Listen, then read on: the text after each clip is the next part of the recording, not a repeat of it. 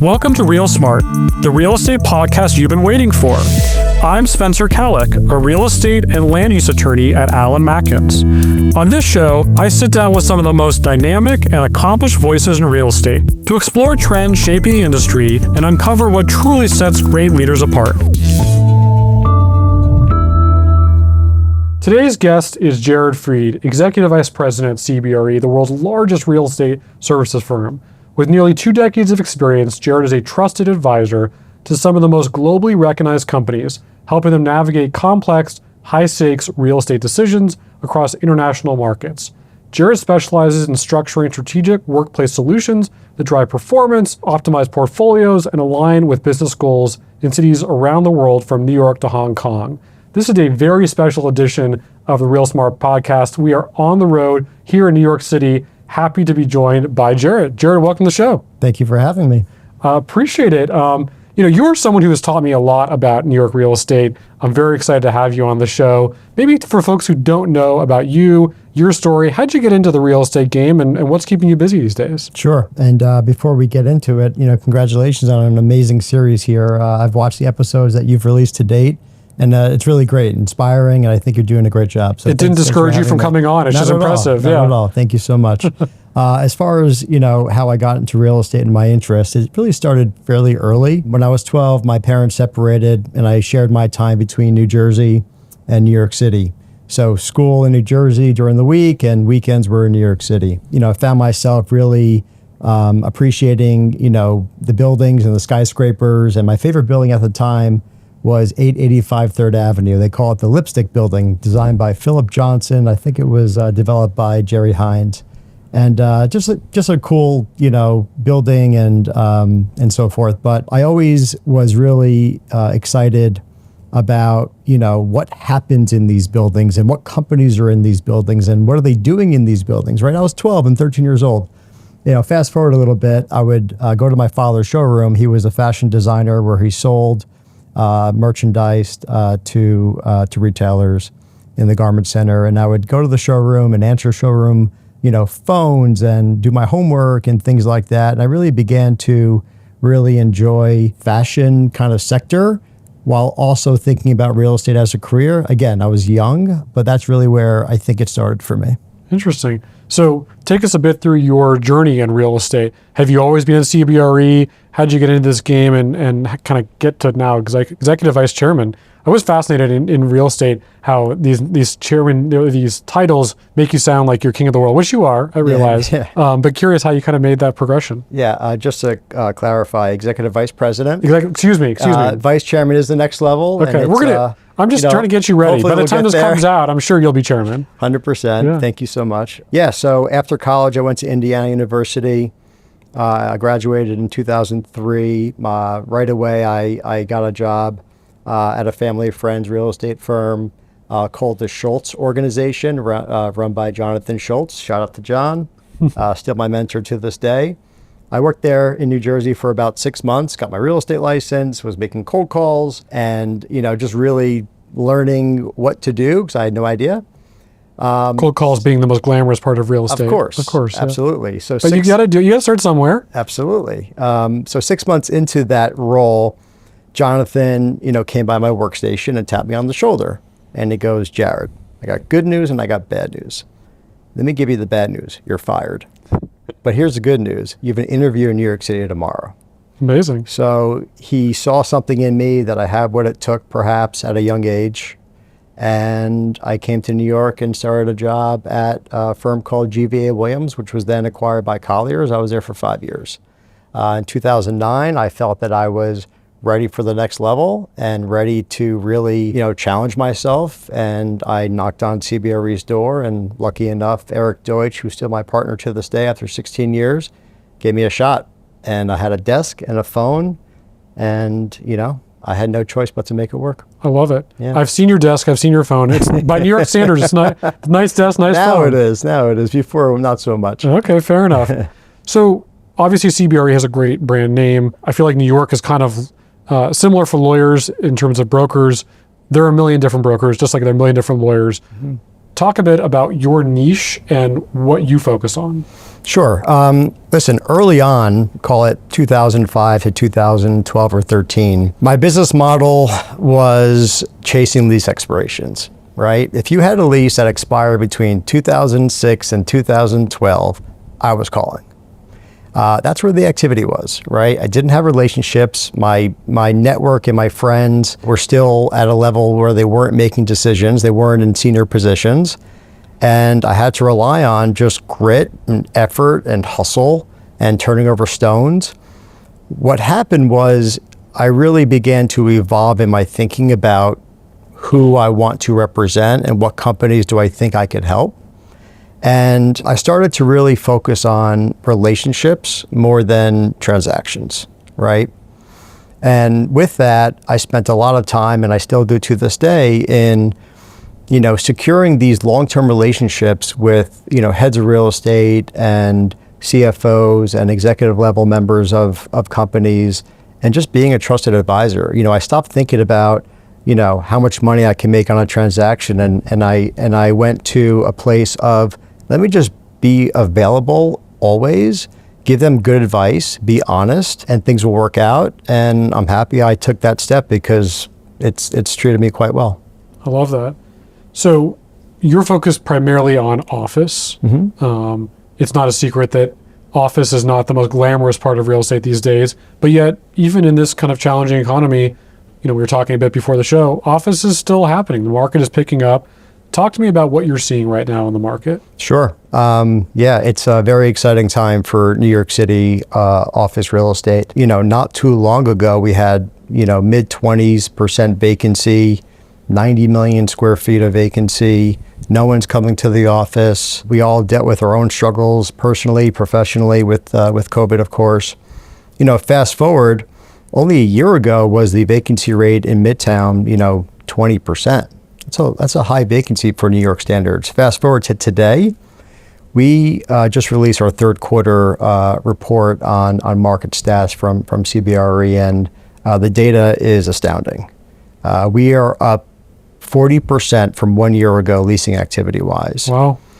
Vacancy has Those are all your deals, right? Yeah, of course. Okay, good. And up 40%. Up 40%. Rents have been increasing the last 24 months or so. They're plateauing right now at 83, 84 per square foot. And, we're seeing a lot of large deal activity, right? So return to the office happening, right? Of course, companies who have implemented hybrid, workplace, programs are doing that, but we're seeing more of a big shift in-office attendance full-time. Financial and law were the first sectors to do it. Creative businesses, media, advertising, et cetera, have followed behind, and now they're really stepping up. And tech is coming back big. And what's really cool about tech in particular is we have this new sector that we didn't have a few years ago, which is AI, right? So these companies are hiring and raising money and taking space, and they're going to be in the office. There's a huge driver for good quality space, highly amenitized buildings, flexibility, because if you're growing at the rate that some of these companies are, a 10 or 15-year lease doesn't make a ton of sense unless you build in that flexibility, expansion rights, contraction rights, sublease rights, of course, and we're seeing that a lot right now. So it's a very exciting time. I think we're back, and I'm excited for the next, number of years. I love it. So you talked about some of these trends, and I think I've heard kind of shifting or different opinions. Some people say they want a highly amenitized building. Some people say that's not what's going to get people back in the office. Mm-hmm. The free food, maybe not so much what's going to lead to getting more people in office. What trends are you seeing right now? What should we be paying attention to? I think companies are no longer looking for amenities as an option. It's a requirement. Right? If you want to be a building that hits your short list of properties that you're considering for a client, and you don't check some boxes, you might not be on that short list for long, right? So companies are looking to improve collaboration with their workforce, right? They're looking to drive performance and attract talent and retain talent. And by doing so, what you need to do is make sure that there are places to go within an office building, which is a living organism, a gym perhaps, bike room of course, meeting space, cafe, things like that. And Golf simulator. of course, yeah, if you want to work on your game. Climbing wall, a little bit of everything. Whatever you can do to differentiate your property to attract companies, landlords are doing. So you've had some pretty big marquee deals in the last year or two. Tell us a bit about some of the ones you're most excited about that you've gotten done recently.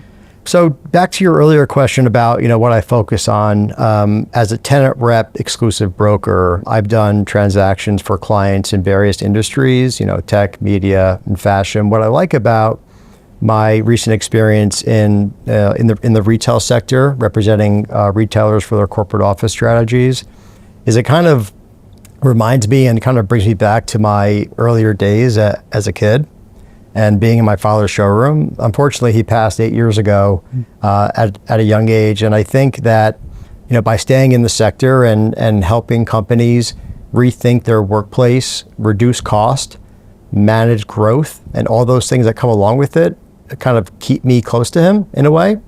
Don't want to mention any clients by name, but we've done, couple million square feet with very large retailers in New York.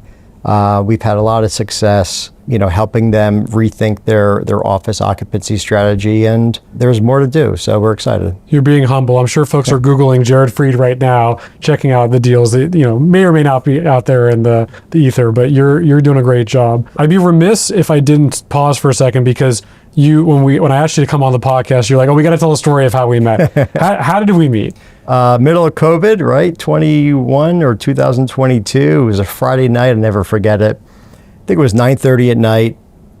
And I get this frantic call from a client. We're trying to do a deal in Santa Monica. And the client required some zoning modification in order to get a deal done. And we spent months in this market. Looking for the right site. We found this amazing site with 48 parking spaces on Santa Monica Boulevard. It was perfect.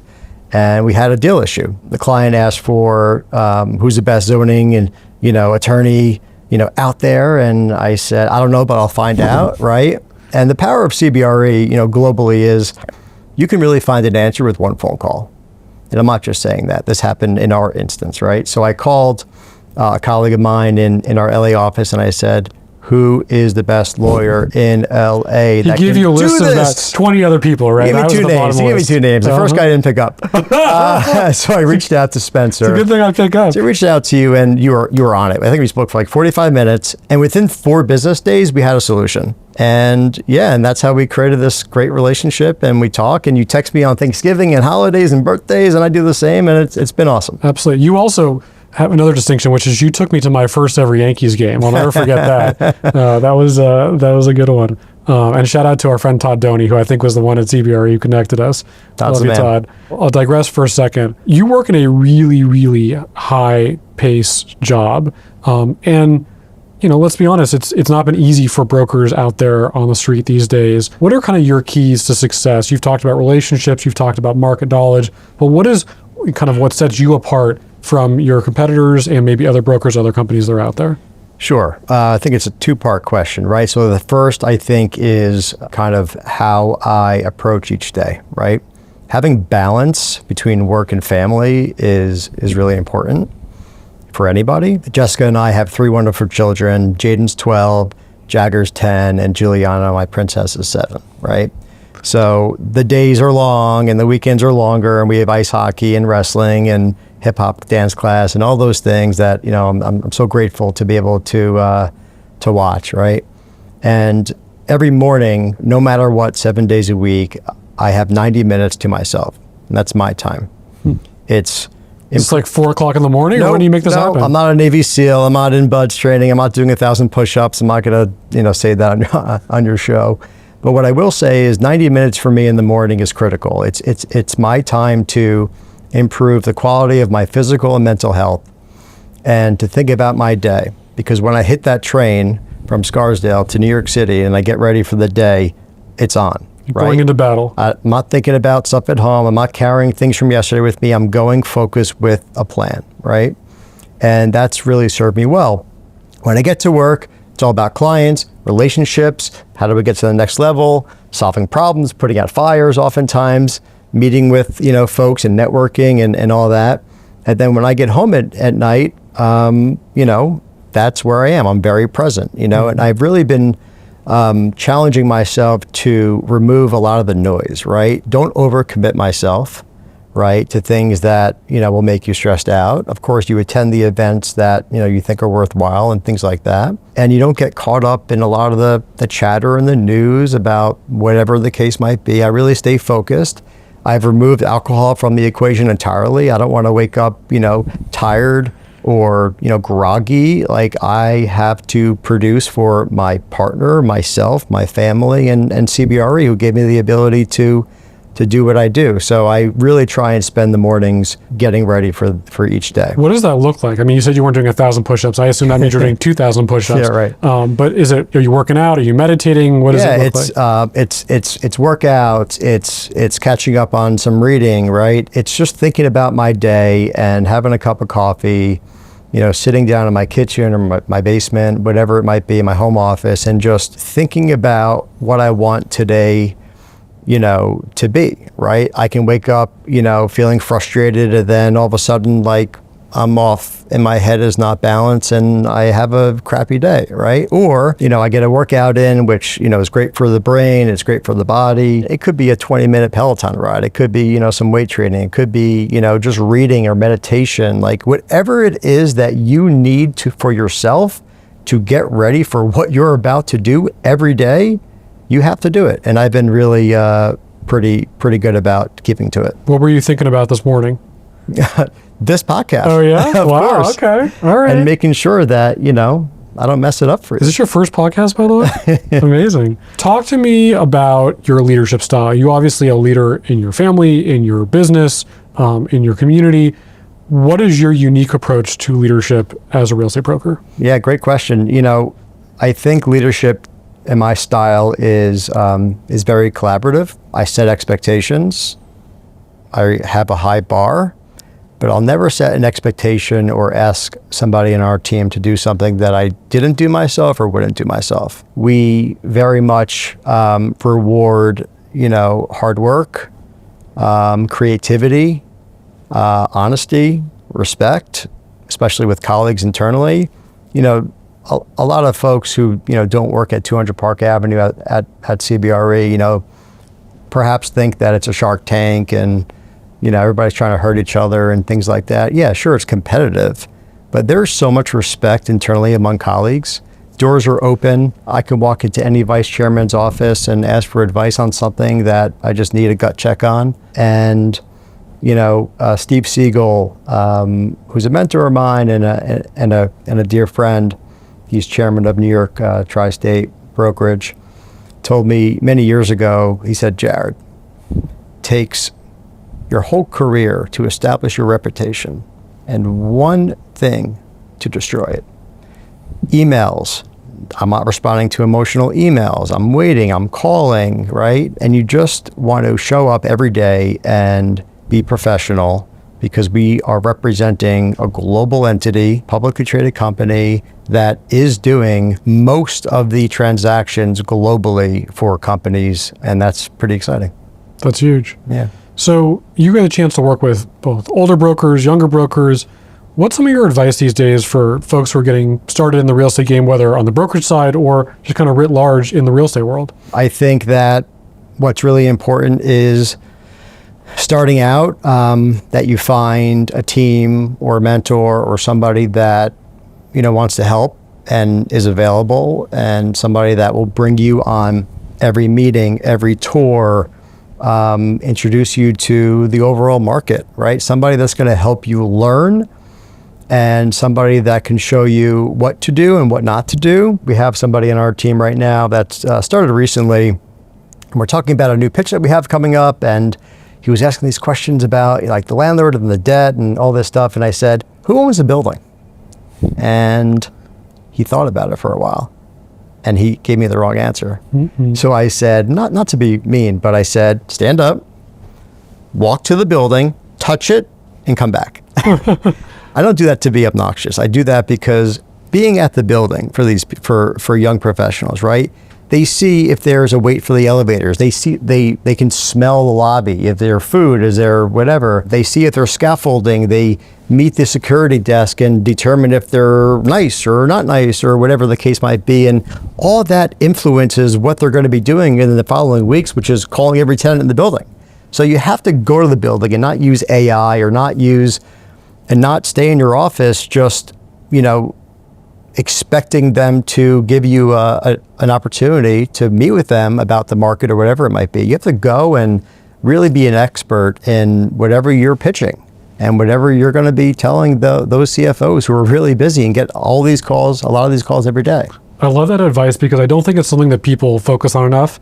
You're like, I'm big in real estate. When's the last time you literally touched the building, sat in the lobby, actually were feet on the dirt? Yeah. You can't do this business without actually being feet on the dirt. And look, you're at a high level, I'm at a high level now. We don't necessarily have to go do that, but I pinch myself the fact that I get to go do that and be on the ground and see this incredible real estate, work with our clients. I love that advice. I think more young folks need to take advantage of that. Yeah. And even old folks like us. We're not that old, but absolutely. Thank you. So we're in a kind of bizarre real estate market right now. I don't know if this is the bottom, if we're still going down, if it's coming back up, interest rates starting to come down. If we were sitting here a year from now, right, it's October 2026, what are we going to be talking about? I think we are in for not just recovery, but a very significant recovery in the overall market in New York, right? There is limited new construction. Of course, there are some office buildings that are being converted to residential. That's a whole different, animal. But if you think about, the recent trades that have occurred in Midtown, like 590 Madison, going to RXR, and they're going to be investing a bunch of money in the building and things like that. The high-end market or the Class A market, which makes up around 170 million square feet of the total inventory of around 420 in Manhattan, vacancy rate's 8%. Right? Overall, it's 15, 16%, but at 8%, Park Avenue at 5%, there's less quality space, views, amenities, efficient floor plates, good ownership that is not facing, debt maturity that could become a real issue for them, right? So that market has been really driving the overall leasing velocity, and as vacancy continues to decline, 6th Avenue becomes very much a place where you can get big floor plates, but that market and Rock Center, especially, the vacancy has dipped and leasing activity has picked up dramatically. So if you owned a company and you had a lease that was expiring between 2028 and 2030, I know it's 3 to 5 years out, you should get ahead of it, right? What you're saying is I should be calling you. Without question. Be calling your relationship and have them give you a evaluation on your current situation because things are changing quickly. So you mentioned conversion of office to residential. We also see that on the heels of a lot of this rezoning now happening in Midtown. How is that impacting the market? Good thing, bad thing? Too early to tell. What do you think? I think it's positive, right? More housing, even if it is, expensive condos, I think is a positive shift. There's a new building on 5th Avenue in the 40s that before it topped out was sold, pre-sold, every condo. Amazing. There's retail and office in the base. So there are a handful of conversions happening downtown, certainly some Midtown. It's making headlines, but it's not really affecting the overall office market much. Those landlords that decided to convert these buildings to residential, number one, it's very capital intensive to do so. Very, yeah. I mean, as we look across the United States where this is being discussed everywhere, it doesn't pencil in most places unless you're at a really low basis or you're in the perfect location where it makes the most sense. I'm assuming that's the same here. Yeah. For example, I'd say, 222 Broadway was entirely occupied by WeWork, right? In 2018 and 19. What's WeWork? I've never heard of that before. Yeah. GFP paid a really smart number for the property and they're going through the conversion of it and it's going to be incredible. So you have a huge office building where the anchor tenant, right, went disappeared one day, whatever it was. and it's in a great location by the Fulton Street train station and downtown and all those things, and they're going to do really well, so that's one example of several. But overall, I'm just happy that we're seeing a huge return to office. The trains are busy. Landlords have not yet started to pull back concessions, but it's coming, right? So on a 10-year lease, 25,000 square feet or greater, TI averages 140 to 150, free rent 12 to 15 months. I think in 18 months, you'll see those numbers come down and rents start to creep up a little bit more. So interesting. It's exciting because we've been waiting a long time for New York to be back, and I feel like it's getting there. Yeah, I remember being in New York several years ago. I mean, I'm here quite often, as you know. As you're walking around Midtown, it was kind of a ghost town, right? Even during lunchtime, the cafes were shut down. There was no one out and about. Now, the past couple of days being here, walking around, gonna grab some lunch after this. It's booming. It's happening. Yeah. I'm kind of curious, what does that do for your clients? Kind of confidence. Are they still waiting for more to happen? Do they want to see it be more crowded? And maybe what drives the decisions? Obviously, there's lots of things that drive the decisions of what they're going to actually lease, but what drives those decisions? Is it about what's the ground floor? What's in walking distance? Is it the train? Is it something else that is driving those decisions right now? I think first and foremost, real estate decisions have to be made based on, a company-specific occupancy situation, right? Are they growing? Are they contracting? Are they paying over market? What does the business need, right? Real estate doesn't drive business. Business drives real estate.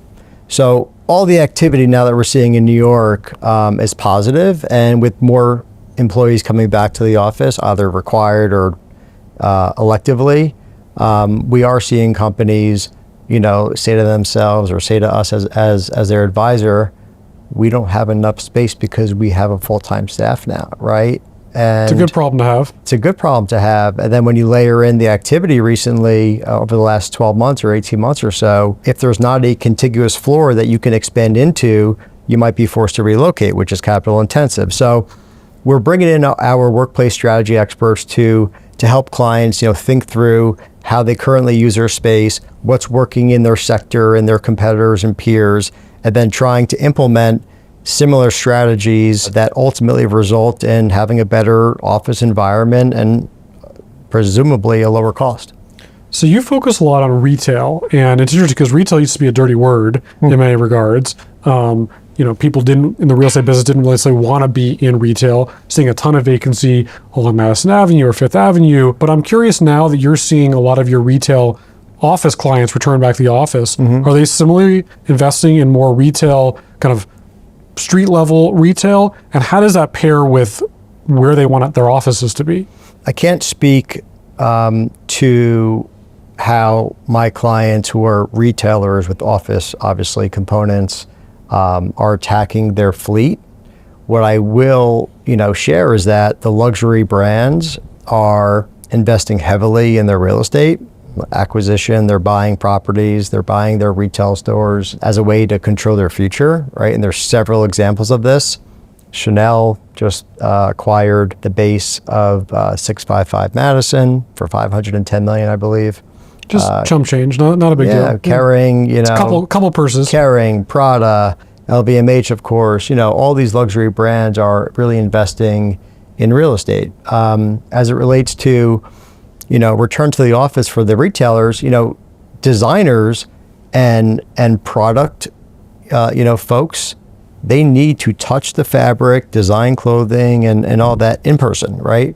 So since the start, can't do that on a Zoom call. Exactly, right? So they've been in the office, right, the whole time. There has been a positive shift in, retail corporate occupiers, thinking about, well, can they move their back office to New Jersey, or could they move their back office to a lower cost environment?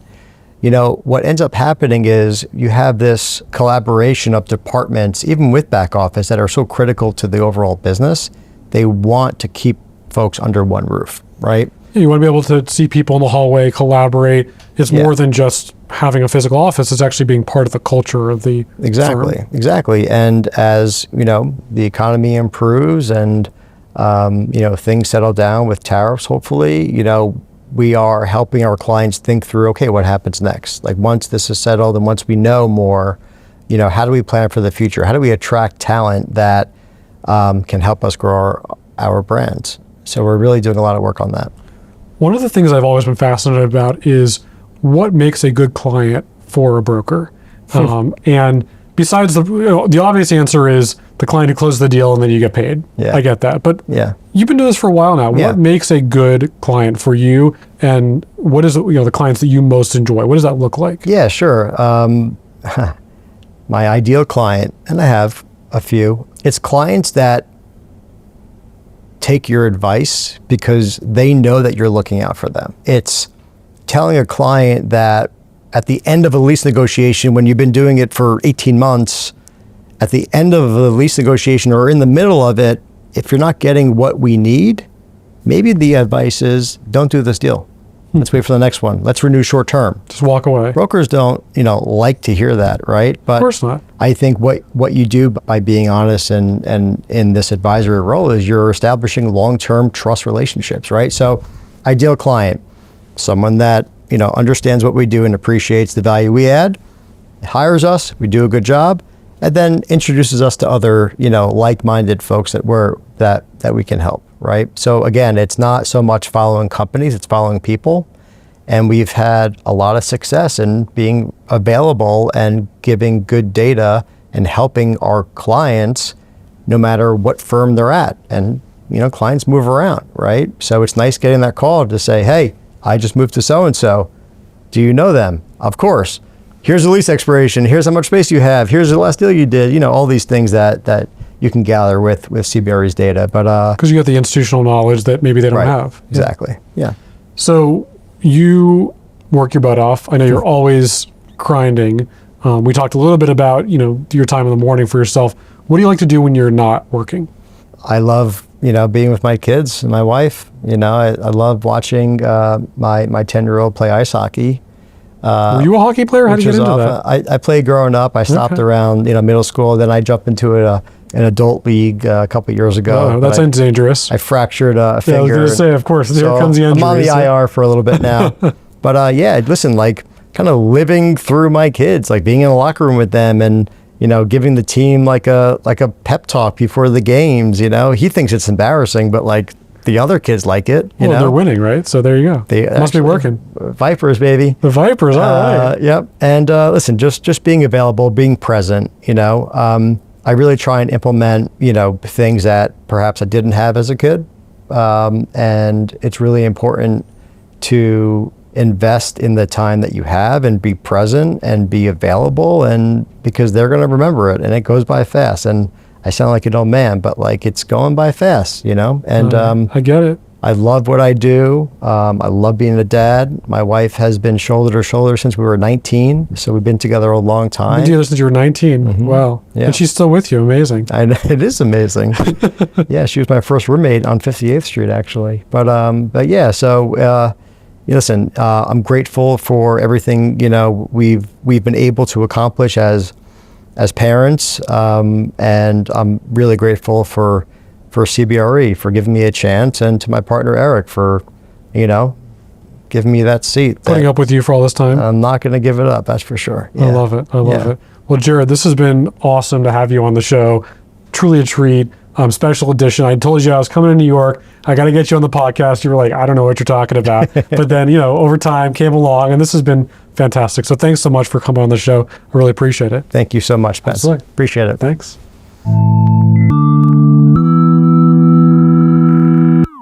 The content of this podcast is for the general informational purposes only and does not constitute legal advice. Listening to this podcast does not create an attorney-client relationship between you, the host, guest, or Alan Matkins. You should not act or rely on any information discussed without first consulting a qualified attorney regarding your specific situation. Any opinions expressed are those of the individual speaking and do not necessarily reflect the views of Alan Matkins or its clients.